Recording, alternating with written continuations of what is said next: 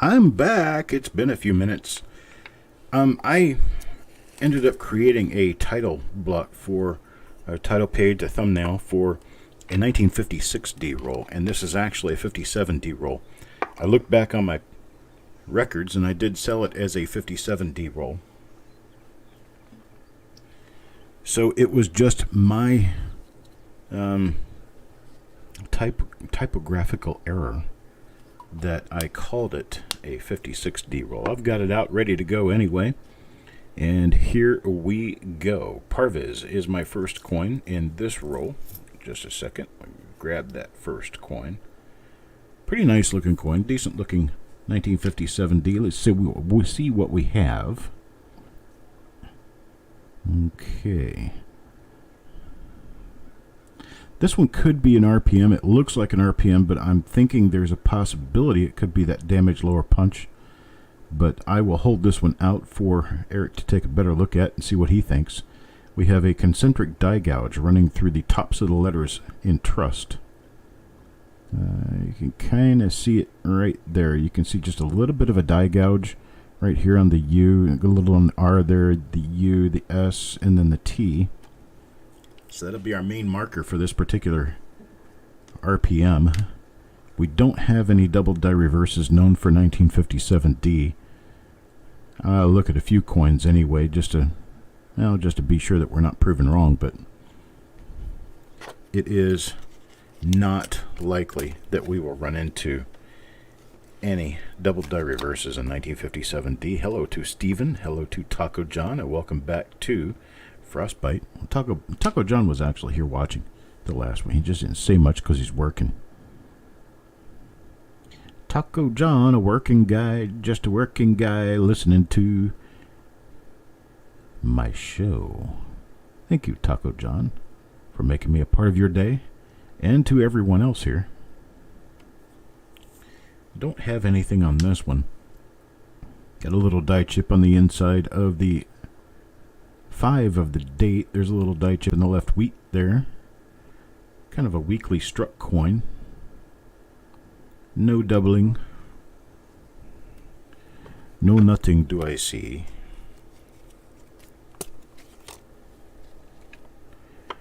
Kevin. Kevin's up next. Let's see what Kevin gets. Well, it looks like another of the same thing. Got a little die chip in the 5, and it's got some diagonal die scratches all over the obverse. Little die crack running through the head. And so, with that having been said, we'll check the reverse real quickly, as we move along. And we've got nothing there, so I will put this one in its holder and continue. I just got in a nice shipment of rolls that I'll be using for reveals here over the next few weeks, and you're going to be very surprised at the dates that I have. A bunch of really nice ones. 1957D here again. We have the same die. Some of the rolls that I've got coming up. How about 1939 Philadelphia? How about a 1946S? 1949S. This one's got a fingerprint on it. A smudge. There's some chance this could be a very late die state of RPM number 11. I think it. Yeah, I don't think so.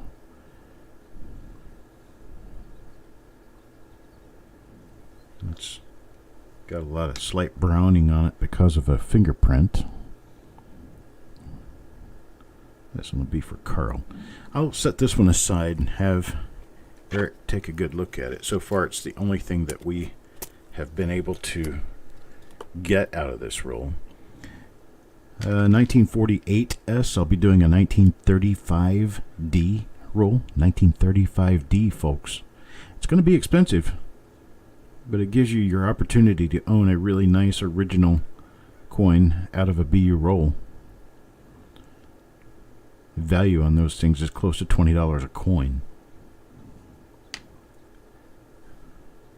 Save your reveal bucks up, as I will have some good ones coming up this next week. In fact, I'm probably going to do a preview, or a preview of sorts. I'll post on Facebook when they're going to be coming up, so you guys can be sure that you've got your stick together to be able to get one or more coins out of the rolls that you want, because they're not going to run cheap. I've decided to do some better rolls just to see what we can get. Okay, that's another one of my little die chip in the 5. Here's one for Cookie. What's Cookie get? Well, that's an RPM. Kind of minor, but you can see a split in the upper serif right there. Probably crank it around, you'll be able to see a lower serif doubling too. Maybe or maybe not. Nope. Just the upper serif. This may or may not be listable, but we're at least going to take a good gander at it and check it.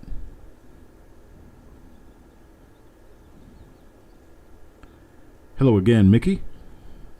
Your question about the poster. I'm going to be sending the posters out tomorrow. I wish I had remembered that you got a poster the other day when we met.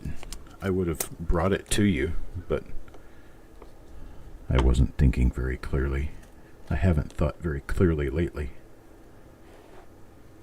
My father's condition continues to improve. He's back home. He's doing okay now, which that's an amazing thing considering, I didn't think he was going to make it. He didn't think he was going to make it. There's a pretty clean looking 57D, however, this one does not have any die variety on it. Here's coin number 10 now for Kevin. Kevin. Oh, that's another one of, or maybe not. This could be prior to the die chip in the 5. Could be. It's not doubled anywhere. 57D, there's a few different doubled dies known that only show in the ERTY of Liberty. So you have to make sure you're watching for those. If I find any today, we'll stop and get a good look at it. Hopefully we can get a good shot of it to any of the people who don't really know what they're looking for and want to learn. It could help you. I'm just kind of pushing through the coins that so far haven't made much of a difference in our lives.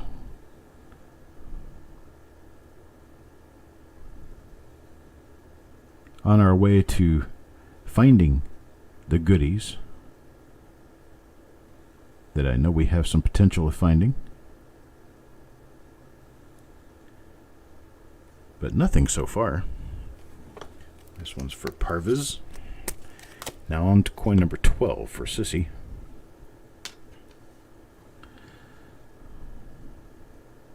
This one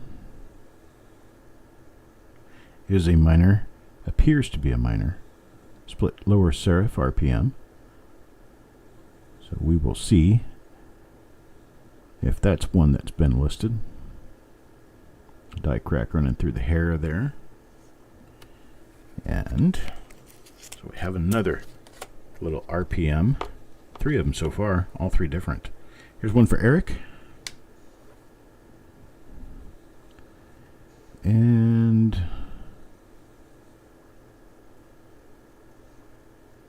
yep, that's one of our little split upper serif RPMs. You can see a little bit of a die clash right on the 1 right there with the T and cent. No, it's actually the E and 1. Sorry.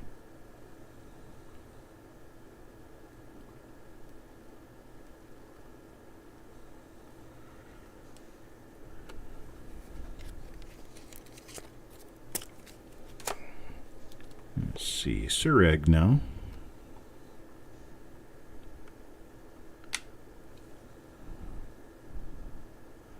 What are we calling an error, Mickey? Just so we can be sure we're on the same page.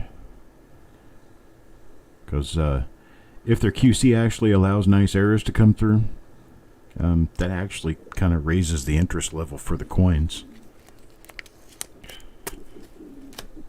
That one was a minor split serif RPM as well, it appeared. So Get that on the pile with the others. There's one of our die chip coins. Maybe zoom out just a little bit more. Can I help the overall?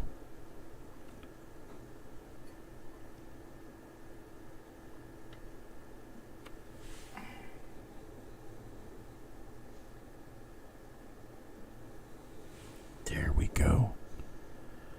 Much better.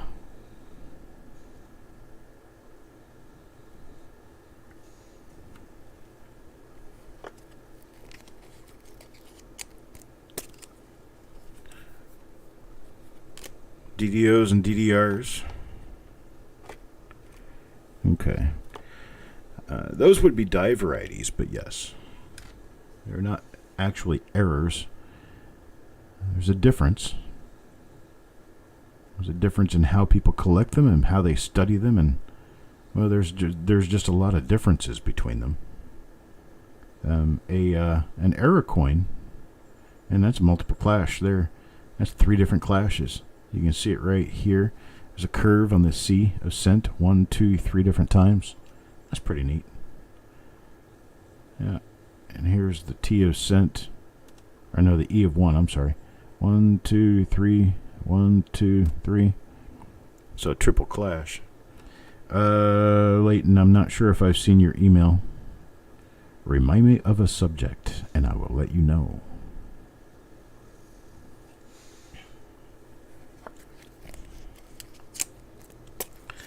It's okay, Mickey. That's why we talk about it. We talk about it to educate the masses.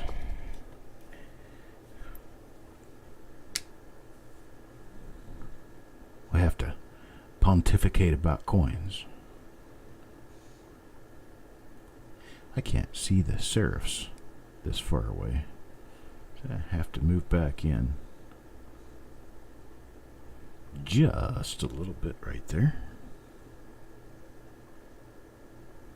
Now I got to get back in focus. Focus, Chuck, focus. There we go. Well, I thought you were here because you like me. I think you were just a student. Okay, Leighton. No, I'm not checking email right now because I'm broadcasting. But I'll check email as soon as I get finished with my broadcasts today. If I get your email, I will immediately respond to you. This is the 3rd minor split serif. Yeah, I will respond to you one way or another rather quickly.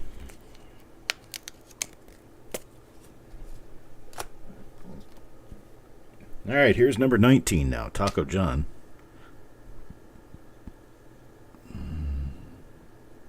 What is that?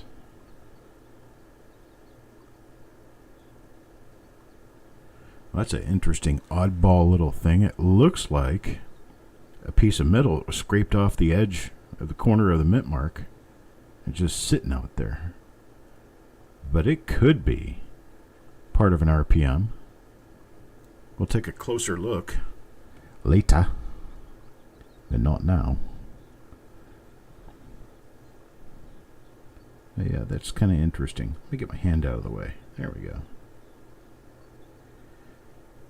It looks like a scraped off piece of metal. This one's for Taco John. A DDO 1919S. Okay. Here's one for Crispy. Another damaged mint mark punch. Or not a punch, but damaged mint mark. Difference. Punch is actually what creates the mint mark. The mint mark itself can be damaged on the coin, and it has nothing to do with the punch.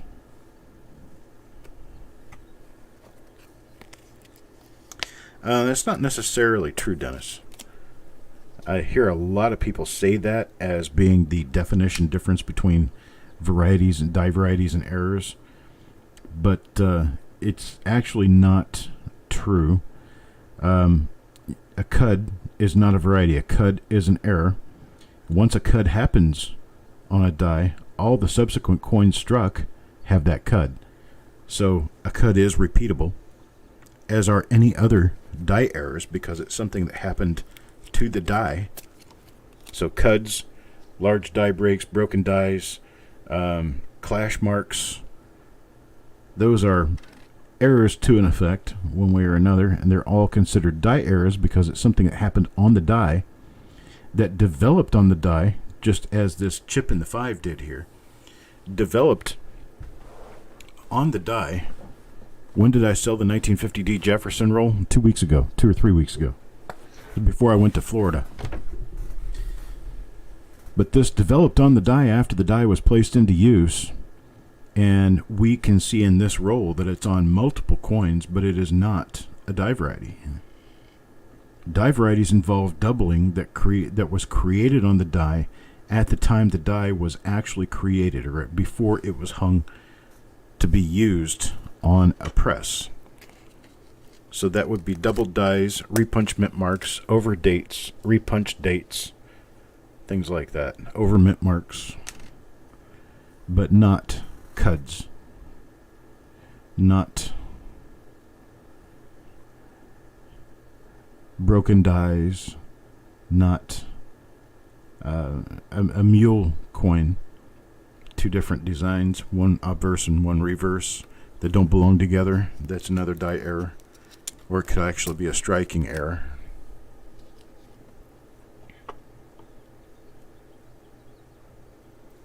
They were $10 a piece, Coin Junkie.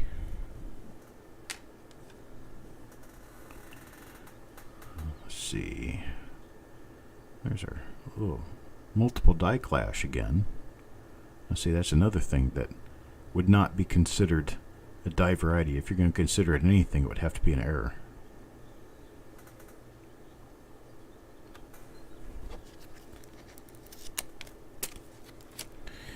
Here's coin number 25 for Carl. And this is I see a minor lower split and a minor upper split on the mint mark on this one, so we're going to pull this one off to the side as well. Give Eric a taste of what I see in the roll. And as he goes through the roll looking for additional examples, he'll find the rest of them.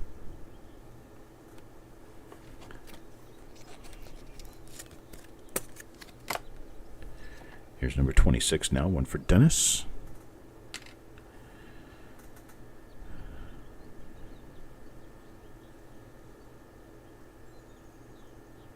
A little die chip in the 9 as well. So we got a die chip in the 5 and a die chip in the 9 on this one, which by now you can see that they are relatively common on 1957, actually in all sense from that era. The little die chips in the date are rather common. In fact, it's one of the markers to 1955 SRPM number 2 is die chips in the 5s of the date. So that kind of stuff is not uncommon. That's why, some people call those errors, but I tend not to refer to them as errors simply because, well, there's so darn many of them. If there's such an error, then why were they not removed, or why were they struck in multiples of multiples and released? It's because they didn't care. Three-legged buffalo is a die polishing error. They over-polished the die, so that particular die could have made coins prior to the leg being polished off of the die. It's a lot the same as a 1922 D Lincoln Cent with no D mint mark. There was one die that could possibly,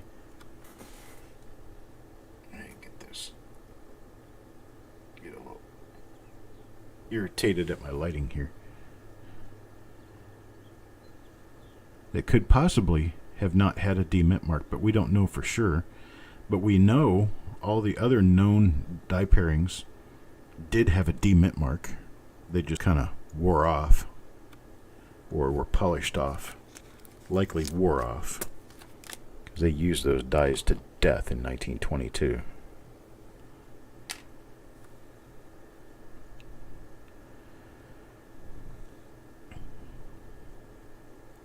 But none of the stuff that you could know of that develops on the die or is placed onto the die after the die could have made it to the press to mint coins would be a die variety. Die varieties are only the things that were placed onto the die during the die's creation period, either with the die hubbing itself or the placement of mint marks or number digits,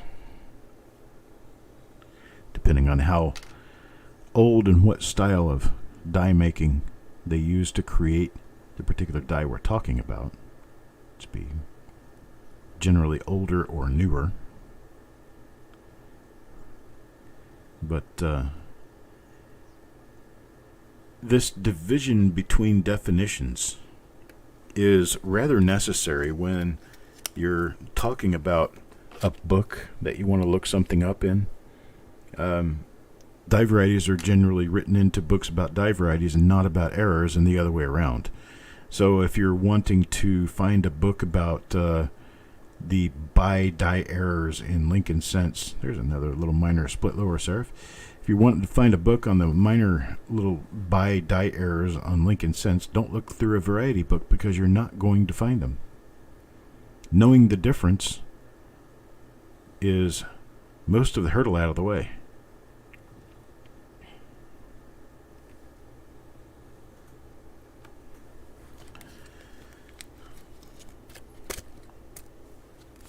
And a bi is a die chip, a little break between two of the letters in a liberty, most commonly the B and the E, which when that little break happens, it looks like a little I stuck between the B and the E, and the BIE, so we call it, because that's what it looks like, and we call it a bi error because that's how you would pronounce BIE.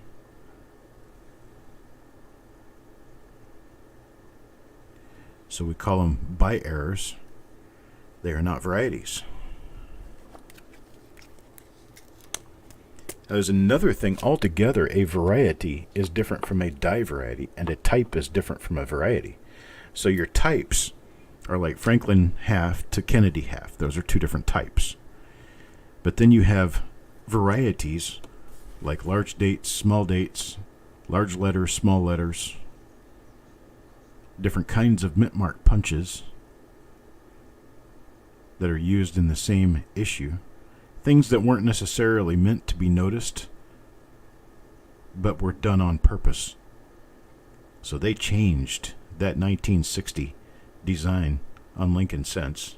Changed from the small date to the large date, all in a flash. But they didn't do that so you'd see it.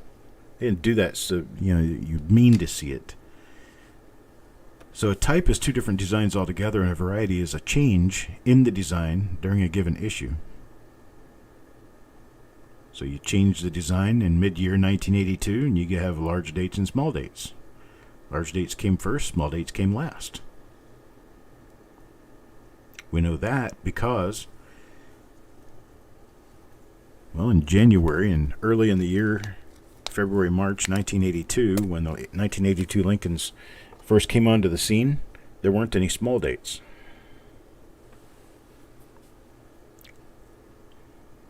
Yeah, machine doubling is very common. It's very highly common. Some people consider it collectible. Some people want to collect it. Some people want to somehow associate value with it. The problem with doing that is that it actually has no numismatic value. It has no real collectible value because most of the people who deal in coins and who collect coins, even the error and variety people, they know better because they're far too common to have any real value. They can happen at any time in the minting process or any time during the striking of coins. There's a nice little die crack right there off the lower right wheat into the rim. But you're not... I don't understand what is going on here. Hang on.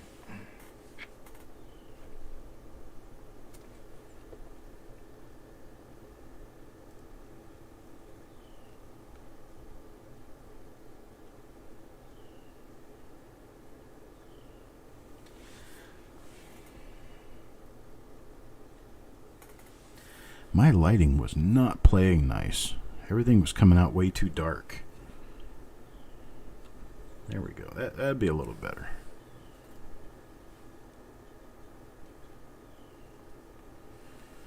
Shed a whole new light on things.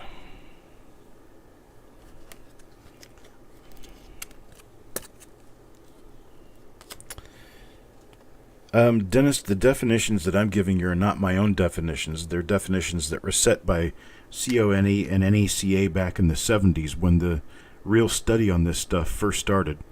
And they would be definitions that Alan Herbert would have given you. And they are the definitions set forth by the correspondence course by Konecka through the ANA. So I don't define things myself. I only follow the definitions that were already given by the industry. If you have a definition that is different from that, well, I'm not going to say you're incorrect, but your definitions don't follow the norm. And I do understand that there are other people, including people who write books and publish books on the subject, who have different definitions from the primary definitions that were given to these terms when they first started talking about them. I first started writing about them, which would have been back in the 60s. And an error has been an error since day one. Dive varieties have been dive varieties since day one. If you want to give them different definitions, you can, but you're only being confusing.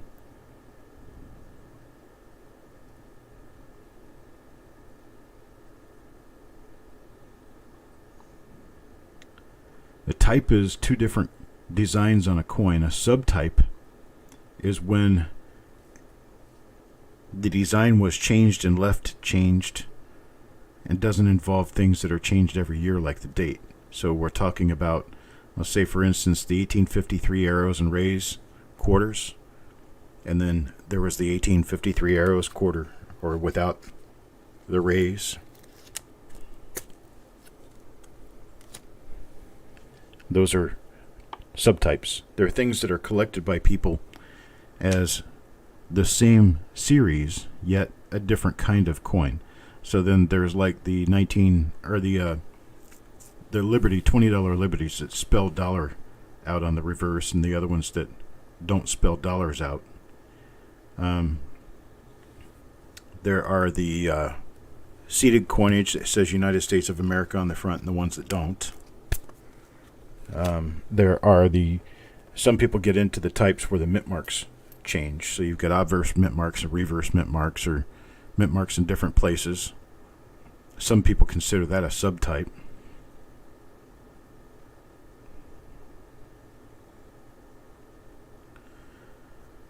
And then you have a plethora of sources, for instance, PCGS, who do not use the proper terms in the proper way and are nothing but confusing to anyone and everyone who's trying to get into the industry, get into the collecting habit. I call it a habit because it is.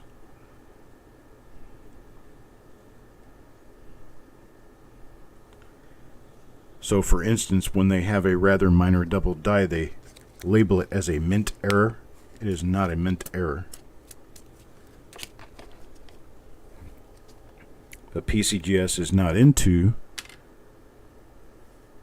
coins that have strange little oddities on them. PCGS is really only into grading coins. The whole cherry picker listing for their variety set is just a money-making grab. It's not because they're teaching us anything.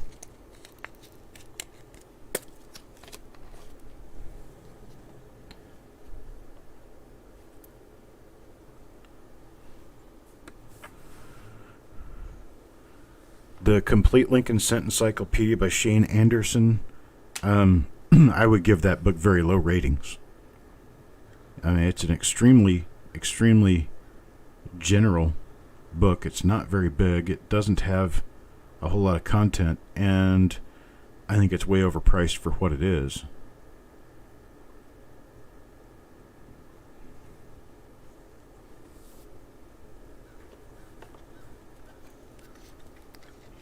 Oh. So PCGS is calling the 1988 wide AM a flared G now. A little explanation about that for those who don't know.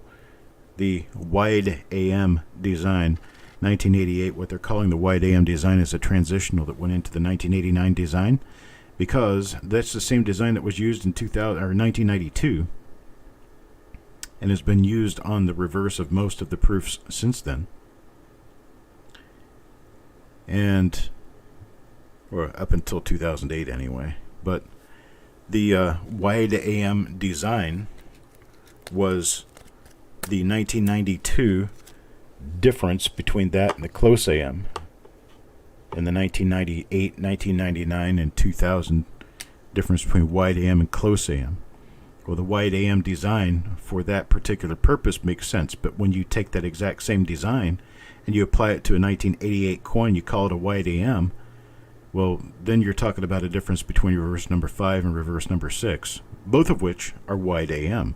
So if you're calling it a wide AM, it's really kind of a misnomer at that point, because it's not really a wide AM, because, well, the other type also has the same spread between the A and the M. It's not about the wide AM, it's about the initials at that point. So they have decided smartly, probably, to rename their 1989 to 1992 design the flared G. Now we're going to have flared G 1992 cents and the close AM 1992 cents, and that's going to become even more difficult. Wow, 1mm73. Hello, Eric. Good day, sir. We're finding not much in this 57D roll. We're just kind of chit-chatting instead. We are running into a few of these minor split serifs like this one. But they're all going to need some TLC looking at them coming back, because, well, they could be the ones that we are discounting as too minor or broken crack punches or broken punches, whatever we've agreed those are. There are a lot of dies, 1956, 1957, that have a D that has a little tripled split on the lower serif that we are working through, making a command decision that they are not actually RPMs. They are too similar and there's too many of them. And they only exist on a couple of different years.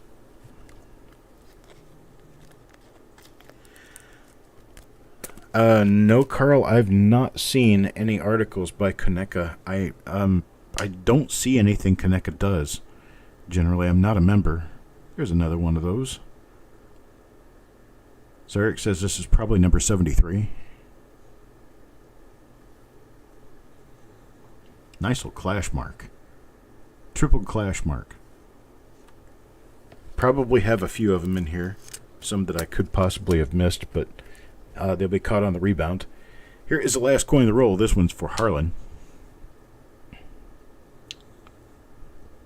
And Harlan gets one of those too. Nice little tripled clash mark on a minor upper split serif RPM.